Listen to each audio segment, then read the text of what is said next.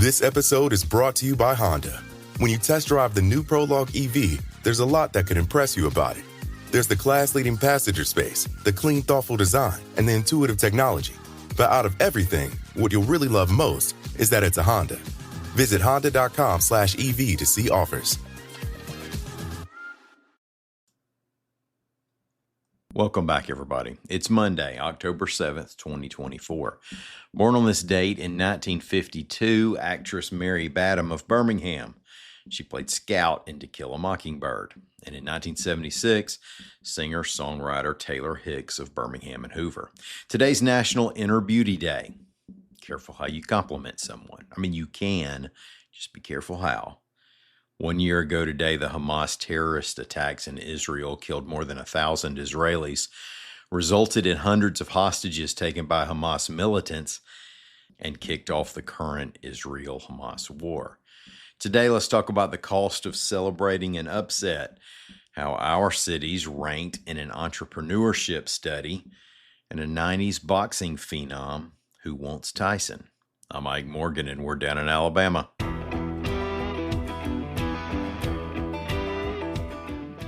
The Alabama football team's 40-35 loss to Vanderbilt on Saturday came with a very, very small consolation prize.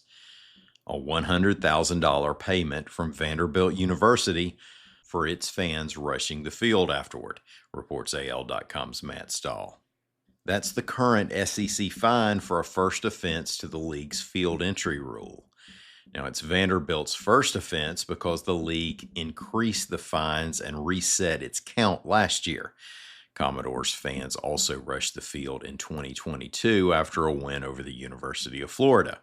Or maybe they were celebrating because the Florida fans were leaving. We can't be sure. The current scale is this. For a first offense, you're fined $100,000. For a second offense, $250,000. And after that, $500,000 for each offense. Now, if the opponent is a non-conference team, the money goes to the SEC's Postgraduate Scholarship Fund. But if the opponent is a fellow SEC team, the money goes to the opponent. Which is why Alabama is coming away with an extra $100,000.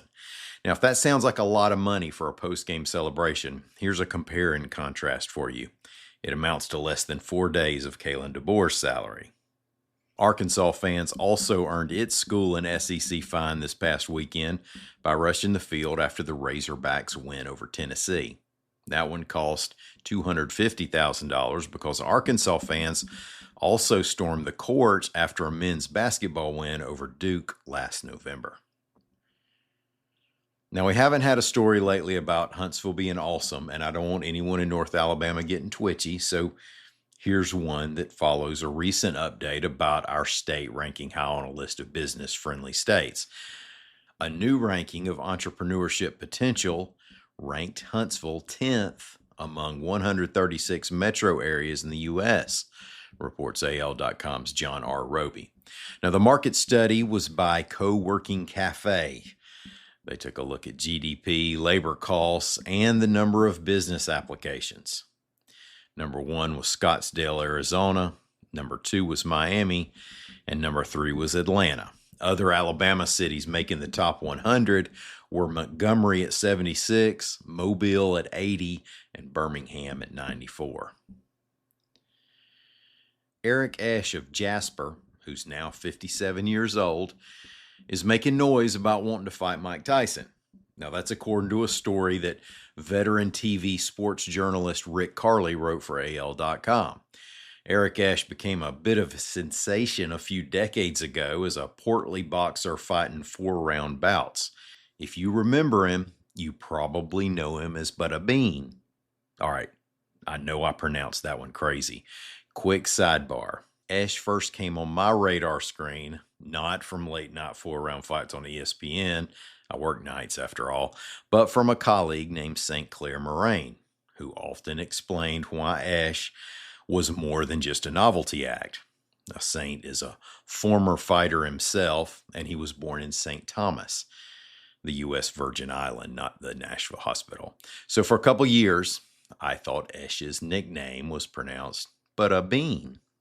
Now, when I heard it pronounced as Butterbean on TV, It suddenly made a lot of sense. But in my head, I still pronounce it the St. Clair way every single time. Back to the main story. Carly writes that a couple years ago, Butterbean weighed over 500 pounds and couldn't even stand up. He's since dropped 220 pounds. Now, that's like losing a fullback. He weighs in under 300 and wants a piece of Tyson. Butterbean apparently is already in promotion mode. Of Tyson, he said, quote, "I saw Mike about 3 weeks ago and he looked pregnant. I would knock him out. He has no chin." That's right. Butterbean is fat shaming the 58-year-old former champ. Tyson, for what it's worth, fought Roy Jones Jr. to an 8-round draw in 2020. We can all just hope that it happens. Thanks, everybody, for listening to us. We are going to be back here tomorrow. Until then, y'all come by and see what we're doing on the internet anytime you want to at al.com.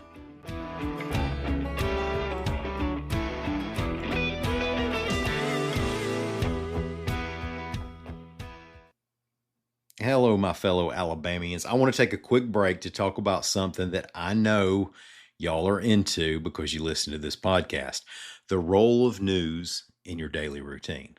Well, starting off the day informed is a long-held practice that started with newspapers and coffee and has evolved to podcasts like this one and driving to work. But if you miss the feeling of sitting down with in-depth local reporting, consider subscribing to the Huntsville Times, Birmingham News, or Mobile Press Register digital editions. By subscribing, you'll get a new daily digital edition in an email link, or you can use an app to download the new edition every day on your smartphone or tablet.